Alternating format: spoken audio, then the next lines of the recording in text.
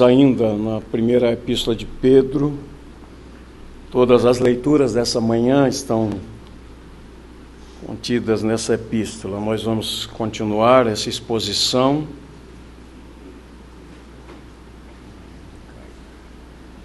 Nosso tema da manhã é atitudes cristãs em um mundo decaído. E vamos ler os versículos de 13 a 17.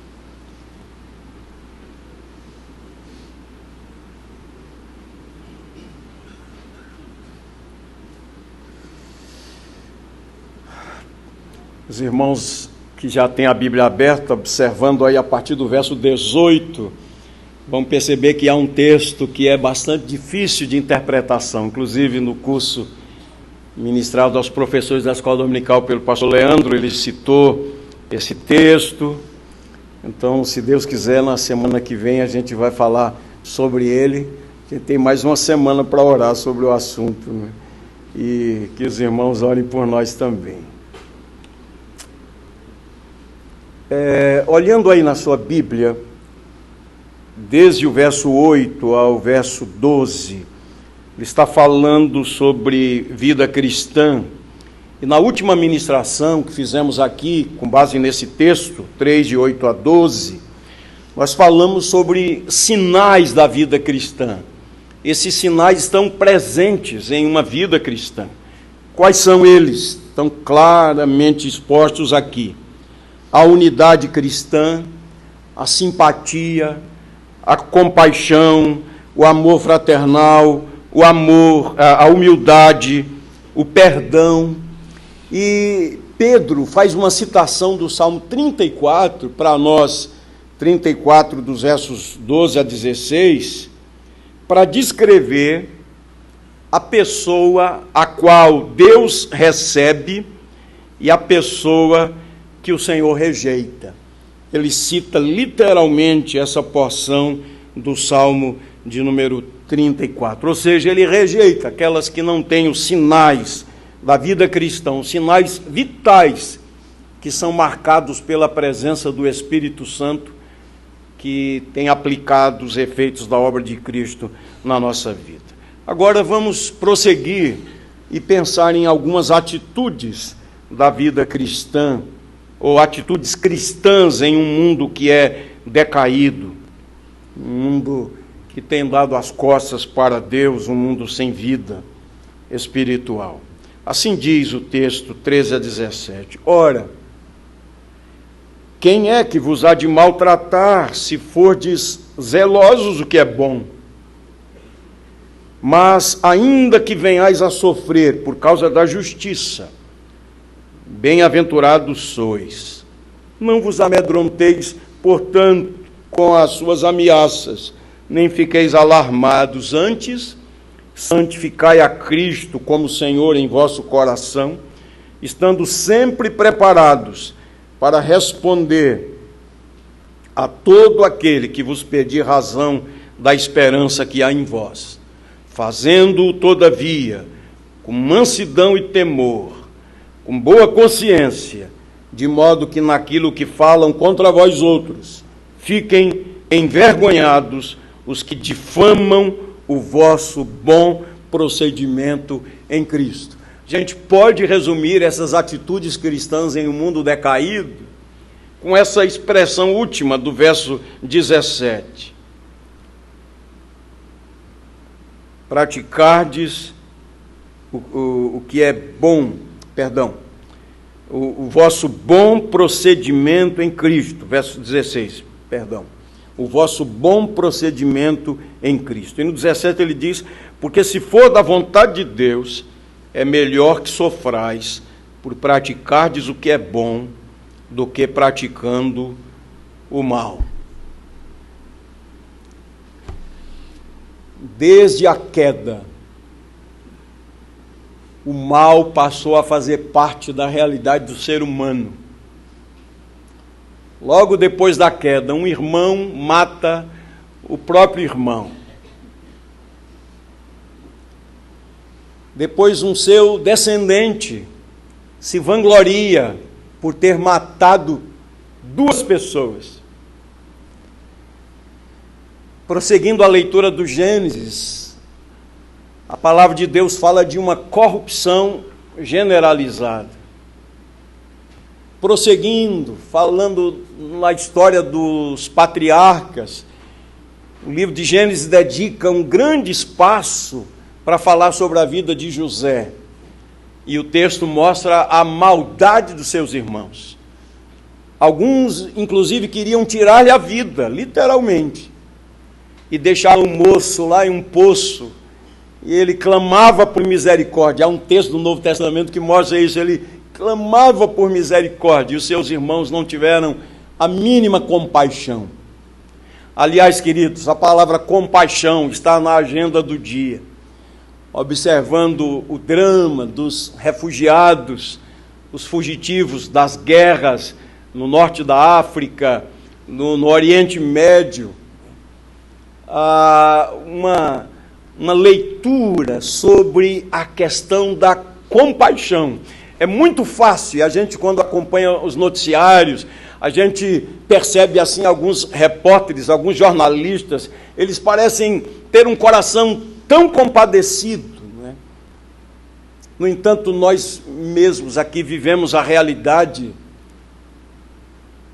dos haitianos fugindo da miséria do seu país e chegaram lá no Acre, um estado pobre naturalmente, e eles foram literalmente jogados para o estado de São Paulo, e o estado de São Paulo, que é um estado rico, não deu o acolhimento devido. Estava lendo um autor e ele estava chamando a atenção exatamente para esse aspecto da compaixão. Uma coisa é a gente falar sobre os sírios que estão buscando refúgio na Alemanha, na França, na Inglaterra, que estão ultrapassando fronteiras, muitos deles querendo apenas viver. Uma coisa é a gente falar do que está lá no outro continente distante, outra coisa é a gente pensar em nossa própria realidade aqui, a questão da compaixão em nosso coração. Queria, de modo bem objetivo, queridos, pensar com vocês, então, sobre algumas atitudes. O presbítero Samuel, no início, quando foi fazer a primeira leitura, nos lembrou do contexto histórico, quando essa carta foi escrita. Era um tempo de perseguição, e os cristãos eram peregrinos. Como está muito fresquinho aí na nossa mente o estudo do Apocalipse, nós vamos retroceder cerca de 30 anos, de João lá em Pátimos até Pedro. 30 anos antes, os acontecimentos eram parecidos. Ser cristão, confessar a Jesus como Senhor, implicava perder a vida, ter seus bens confiscados, perder a sua liberdade, ser torturado, ser perseguido. Inclusive, fica claro, esses irmãos a quem Pedro originalmente escreveu, eram peregrinos que estavam dispersos, exatamente por causa da perseguição. Confessar a Jesus como Senhor, como Salvador da vida, tinha essa conotação. Alguém deveria estar disposto a perder a própria vida, como hoje acontece em muitos países. Confessar Jesus como Senhor pode significar uma sentença de morte. É nesse contexto que eu gostaria que vocês entendessem. Esses irmãos não estão vivendo comodamente. Eles estão dispersos, refazendo a vida, reorganizando a vida. E o que eles têm em comum? A presença consoladora e abençoadora do Espírito Santo.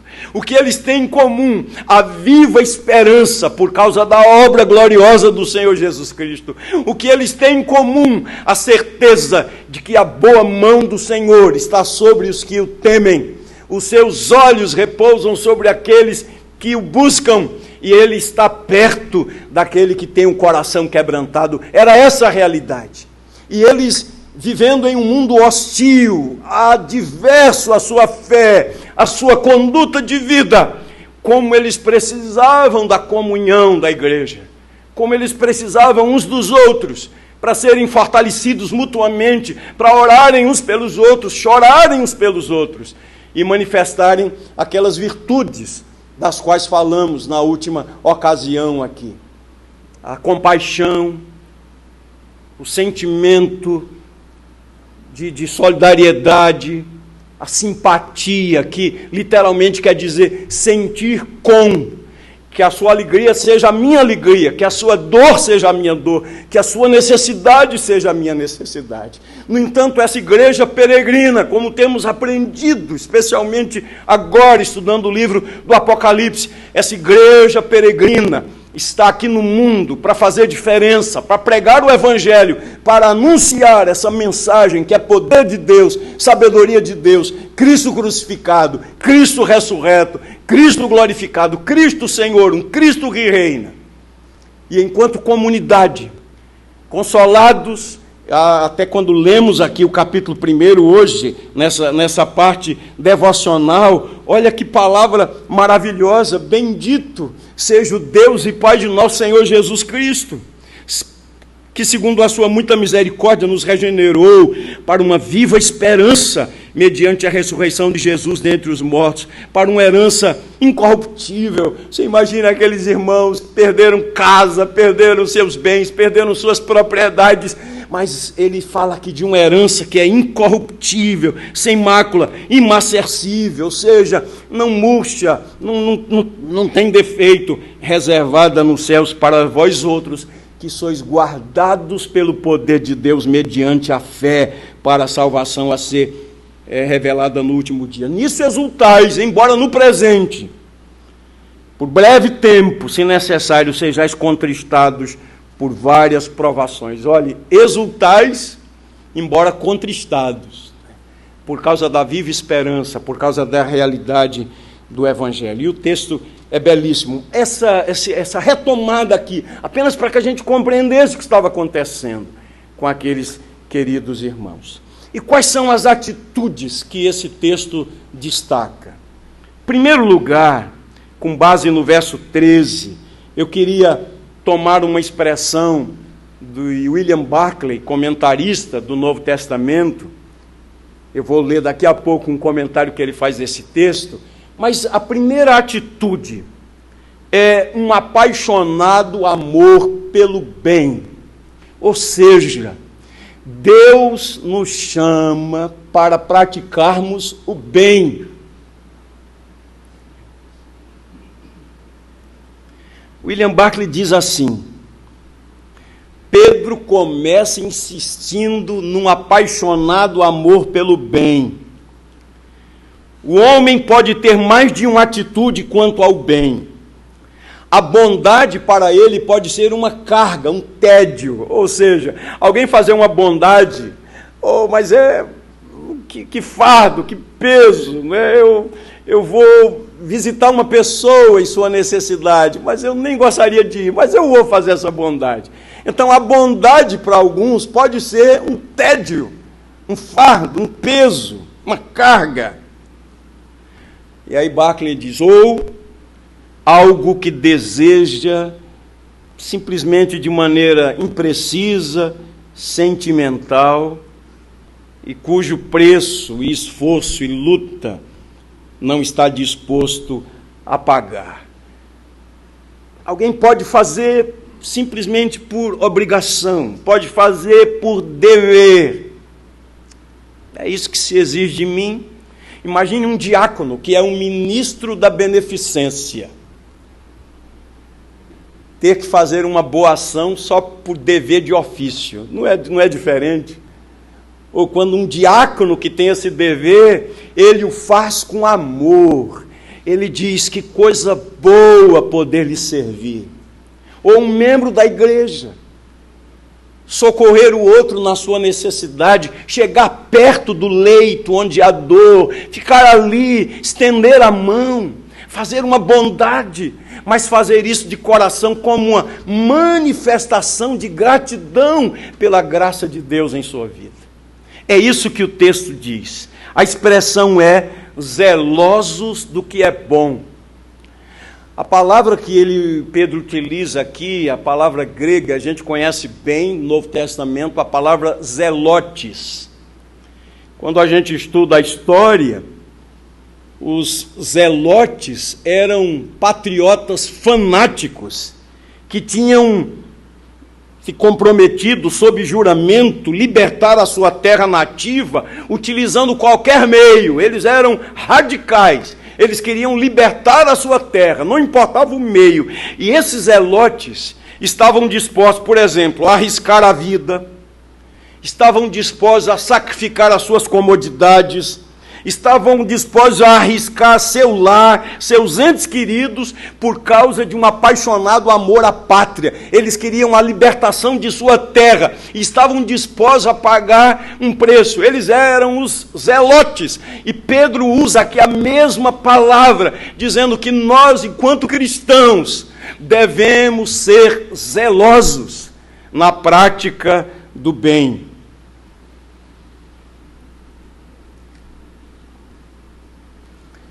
A ideia aqui é o seguinte: amem o bem com a mesma intensidade como um fanático zelote agiria para libertar a sua terra. Um servo de Deus disse: somente quando o ser humano se apaixona pelo bem é que o mal perde a sua fascinação e o seu poder. Imaginem, queridos, nós, servos de Deus, sal e luz, remidos no sangue de Jesus, igreja do Senhor, agentes de transformação. Imaginem sendo instrumentos de Deus para a prática do bem, né? Há tanta maldade. Todo mundo viu aquela cena daquela cinegrafista, que os refugiados correndo ali para passar a fronteira e ela colocando o pé para derrubar, um pai com um filho nos braços, né? Isso é maldade, isso é uma coisa terrível, né? Olha o que o pecado faz no ser humano, né? Na verdade, uma pessoa que estava manifestando ali uma xenofobia bem intensa,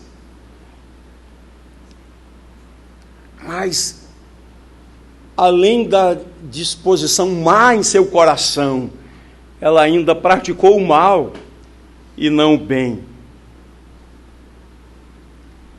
E Pedro está dizendo aqui àquela igreja perseguida: façam bem, pratiquem o bem, sejam zelosos na prática do bem.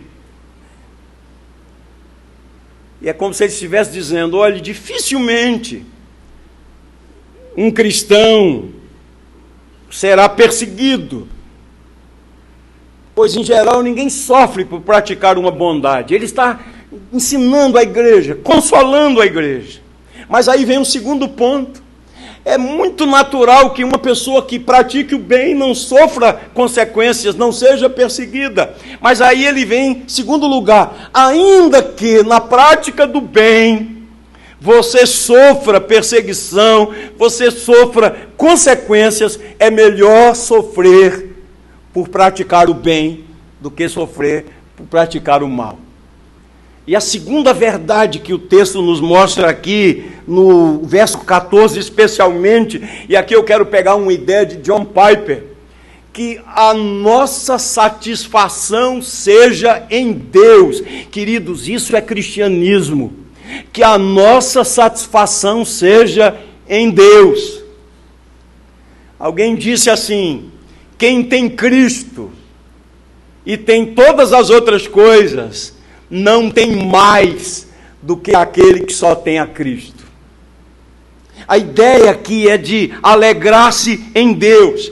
Quando nós lemos os evangelhos, o Senhor Jesus advertiu a sua igreja repetidamente, falando que os cristãos seriam perseguidos, seriam odiados. Por exemplo, separei alguns textos, o tempo não vai permitir, vou apenas citar o Sermão do Monte, Mateus 5, versos 10 a 12.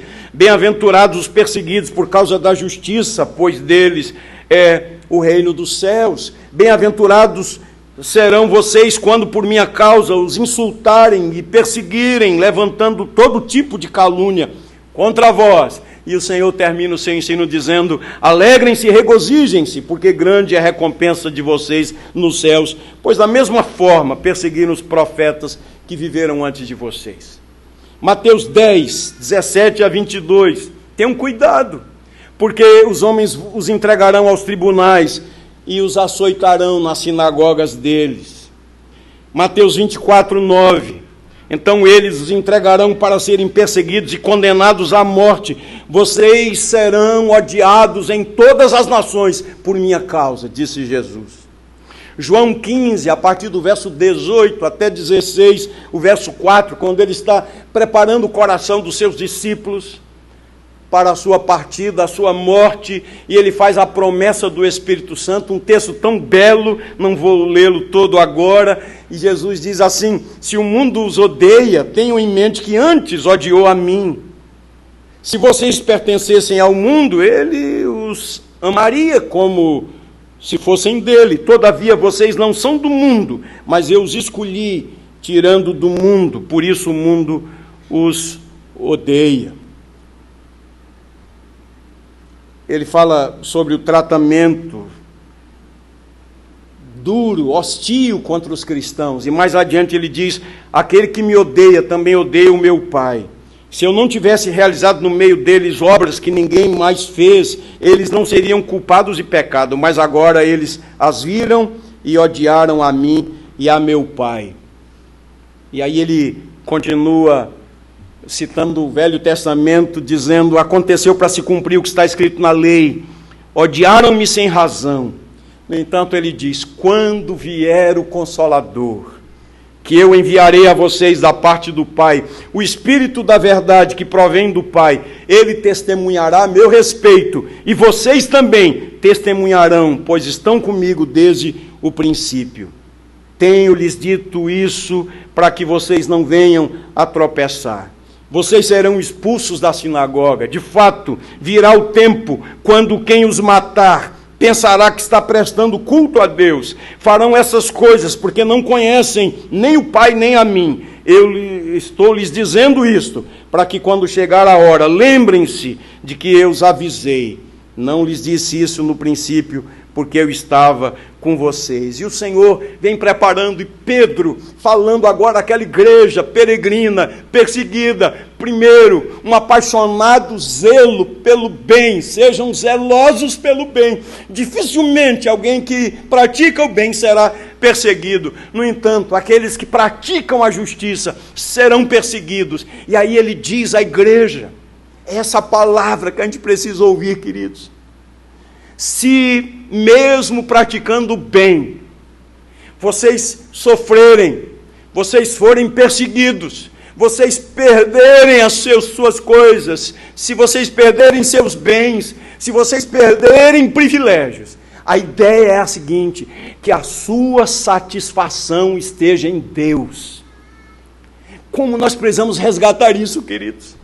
Fico impressionado comigo mesmo e com a igreja, porque nós nos acostumamos com alguns jargões, nós nos acostumamos com algumas afirmações, nós nos acostumamos com algumas ideias do Evangelho, mas elas não são vivenciadas por nós.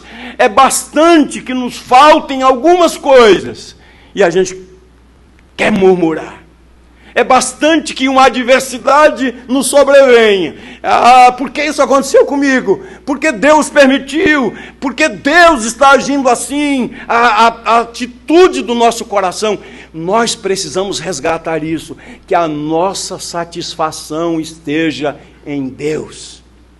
Eu tenho citado muitas vezes aqui o Martinho Lutero, o original, quando ele escreveu o hino Castelo Forte, dizendo com muita convicção: se temos de perder família, bens, prazer, se tudo se acabar e a morte enfim chegar, com ele reinaremos. Essa é a ideia, a nossa satisfação em Deus. E aí olhem para o verso 14, a primeira parte, é como se Pedro estiver dizendo: poderá acontecer de serem perseguidos que praticam o bem, mas pelo menos o sofrimento será imerecido, e mais ainda, será um sinal da bênção de Deus. Se ainda que tenhas de sofrer por causa da justiça, bem-aventurados sois. Essa expressão é feliz, objetivamente feliz. Feliz do ponto de vista de Deus, não é do ponto de vista do mundo, mas feliz do ponto de vista de Deus. E Pedro, aqui na segunda parte do verso 14, ele volta a uma palavra, ele cita Isaías capítulo 8, o versículo de número 12. A ideia é essa: não vos amedronteis, portanto, com as suas ameaças, nem fiqueis alarmados. Essa palavra traz uma ideia de encorajamento, e foi uma palavra semelhante à que Jesus proferiu aos discípulos. Por exemplo, Mateus capítulo 10, 28, não temais os que matam o corpo e não podem matar a alma. Ele estava dizendo exatamente isso. Olha, o máximo que esses ímpios conseguirão fazer é matar o seu corpo, mas a alma não. Então não temam a esses. Vocês devem temer antes aquele que tem o poder não só para matar o corpo, mas também a alma. Essa é a ideia, e mandá-la para a perdição. E voltando lá a Mateus 5, Jesus disse: bem-aventurados aqueles que são perseguidos por minha causa.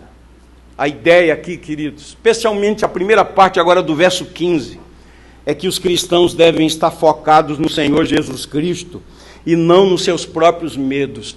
Pratiquem o bem, mas se tiverem de sofrer consequências pela prática do bem, pela prática da justiça, é melhor que seja assim. Prefiram sofrer pela prática do bem a sofrer pela prática do mal.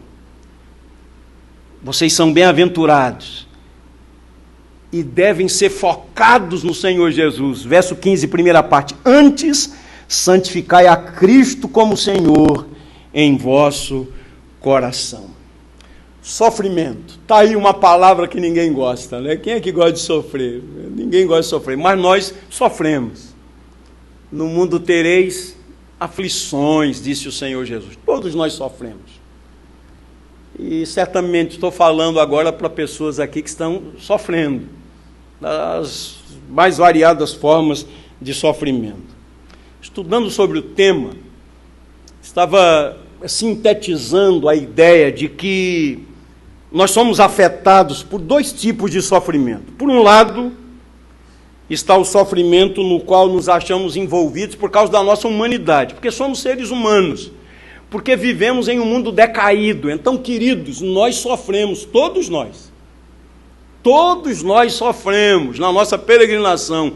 O mais piedoso homem de Deus, a mais piedosa mulher de Deus, o mais moço, o jovem mais santificado, o adolescente mais consagrado, a criança mais santa para Deus, mais consagrada ao Senhor, todos nós sofremos, porque nós vivemos em um mundo decaído, e nós somos humanos, e nós somos pecadores. Então, pelo fato de sermos humanos, nós sofremos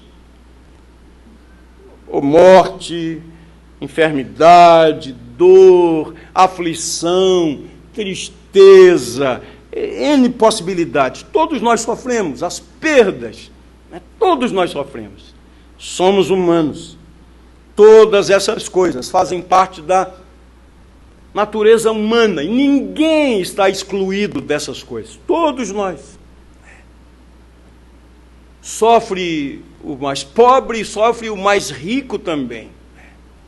Às vezes o rico adoece, uma enfermidade grave, e ele procura os grandes centros, e ele vai aos melhores médicos, e ele recebe os melhores cuidados. Quando tem possibilidade, vai para o exterior, vai para um centro especializado, e sofrem e morrem também. Isso é comum ao ser humano. Mas, por outro lado, está também o sofrimento em que podemos nos envolver devido ao nosso cristianismo. Às vezes sofremos porque somos cristãos, porque somos do Senhor, porque somos consagrados a Ele. Paulo diz isso em uma de suas cartas: todos quantos querem viver piedosamente em Cristo serão perseguidos. no nosso estudo do Apocalipse, alguns grupos naquelas igrejas da Ásia estavam querendo fugir desse tipo de sofrimento. Os seguidores da doutrina de Balaão, os nicolaítas, os seguidores daquela profetisa conhecida como Jezabel, eles estavam, por causa do cristianismo, querendo fugir do sofrimento. Eles queriam viver um cristianismo diluído. Eles queriam, de certa forma, o melhor de Deus e o melhor do mundo. Eles comprometiam a mensagem. No entanto, como Antipas, lá de Esmirna, que havia sofrido e morrido por causa do seu testemunho, muitos outros cristãos eram perseguidos. E há esse tipo de sofrimento por causa da nossa fé. Ora, experimentamos a apatia da parte do mundo, um certo grau de perseguição, questões de princípios e escolha do caminho mais difícil, quando nós temos que nos posicionar sobre determinados assuntos por causa das convicções que temos, né? Por exemplo, quando chegamos ao tema homoafetividade, nós precisamos nos posicionar à luz da palavra de Deus. O que é que está escrito na palavra de Deus? E certamente, quando a gente se posiciona assim, a gente é hostilizado. Você fala sobre isso no ambiente da universidade, né? Hoje tem sido mais comum nas ruas, nas praças, às vezes quando vou caminhar ali na Jaqueira, tem sido comum, um shopping center, né? Você vê menina com menino, moça com moço, e eles se beijam livremente, publicamente. Isso é muito comum, né? As celebridades, porque tem... Eu prefiro chamar assim de subcelebridades, né, que têm o acesso à mídia e eles querem, de certa forma, formar a opinião das pessoas. Nós precisamos nos posicionar enquanto cristãos para o mundo, não é uma posição simpática. A Bíblia diz, isso é princípio: deixará o homem pai e mãe, se unirá à sua mulher, e serão os dois uma só carne. Isso é palavra de Deus, isso é verdade de Deus. Casamento é entre homem e mulher. Casamento é monogâmico, casamento é para a vida toda. Isso é palavra de Deus, nós não podemos abrir mão. Mas não é simpático, não é politicamente correto falar assim. E que Deus nos dê graça de permanecermos firmes no nosso posicionamento da palavra de Deus, né? Então, a luta cristã e outras coisas mais. Naquele contexto de Pedro, como era o contexto de João, 30 anos depois, pela convicção que eles tinham, eles não queriam se curvar diante do busto do imperador romano. Eles não queriam participar daquelas festas pagãs, daquelas orgias. Então é preciso pagar o preço por causa da fé. É numa empresa, porque você quer agir corretamente, porque você quer agir enquanto um cristão, e você vai sofrer perseguição da parte dos seus colegas, que vão dizer: você é tolo, você quer ser o melhor, você quer nos prejudicar. É aquela pessoa que não mente nos seus negócios, né? Um amigo nosso que trabalhou numa construtora, ele estava dizendo que às vezes estava na obra, não é? E estava perto do corretor. Ele disse assim: quando o corretor começava a mentir, eu até envergonhado me afastava, né? Porque existem corretores corretos, há corretores tementes a Deus, né? Mas há aqueles que vendem outro tipo de produto. E, na verdade, um cristão, ele precisa vender a coisa do jeito que ela é. E, obviamente, que você vai sofrer perseguição por causa disso. E o seu patrão e o seu chefe, ele não é muito correto nas contas, e você está trabalhando lá na contabilidade da empresa, você está trabalhando lá, e você quer fazer o certo. E aí, o seu posicionamento vai sofrer, talvez até mesmo perder o seu emprego. Há esse tipo de sofrimento, por causa da fé, por causa do compromisso. Uma amiga nossa, foi ovelha nossa há muitos anos, ela era a secretária executiva de um grande empresário aqui de Pernambuco, né, desses grandões aí. E você sabe, esse pessoal que não é temente a Deus, né, chega lá para a secretária e diz: eu não estou aqui, estando ele lá, né? Se alguém ligar para mim, eu não estou, né? E ela foi a ele, imagine. Ela disse, olha, eu sou uma cristã, eu temo a Deus e eu não queria mais me submeter a esse tipo de coisa, né? Então não peça mais, correndo o risco de perder o emprego, né? De falar, porque você sabe que esses poderosos, esses grandões, é um insulto, né? Um funcionário, um reles funcionário se dirigir a esses poderosos assim, né? Mas é um compromisso, é uma atitude. E aí Pedro está dizendo, nesse contexto, mesmo que vocês sofram pela prática do bem, por causa do seu testemunho, vocês são bem-aventurados. E em que consiste essa bem-aventurança, queridos? O cristão é alguém para quem o Senhor Deus é o supremo bem de sua vida. O relacionamento com Deus é o supremo bem de sua vida. E como eu disse no começo, citando John Piper, ele diz, Deus é mais glorificado em nós quando estamos mais satisfeitos nele. Deus é mais glorificado em nós quando estamos mais satisfeitos nele. Agora, se o nosso coração estiver em coisas terrenas, nas posses, na felicidade terrena, nos prazeres terrenos, na comodidade, certamente seremos mais vulneráveis se tivermos de perder essas coisas por causa do nosso Senhor. Agora, se Ele for, de fato, ao centro da nossa vida, a nossa realidade, certamente nós nos satisfaremos plenamente nele. Eu gosto muito daquele texto de Atos dos Apóstolos, capítulo 5, quando os apóstolos foram açoitados perante as autoridades por causa do seu testemunho. Olha que texto maravilhoso. Atos 5:41. Os apóstolos saíram do sinédrio, alegres por terem sido considerados dignos de serem humilhados por causa do nome. Olha que coisa. Eles foram açoitados e saíram de lá alegres.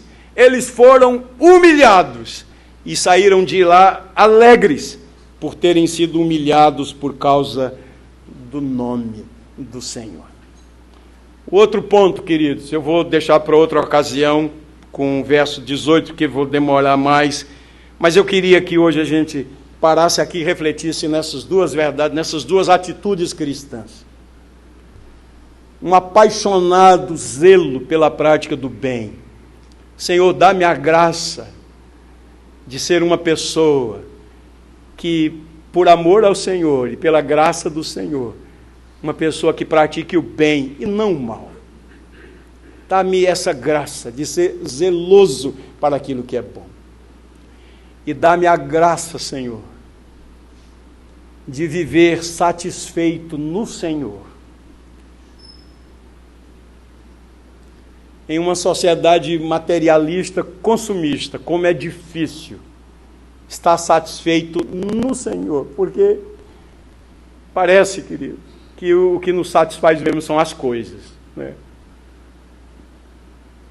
Mas que Deus nos dê essa graça, que a nossa satisfação esteja no Senhor, para a glória dEle, para a honra e glória dEle. Amém? Deus abençoe. Nós vamos ficar um tempo em oração silenciosa, pedindo que Deus aplique sua palavra ao nosso coração e depois o pastor Cláudio vai orar e impetrar a bênção dos apóstolos. Vamos orar ao Senhor.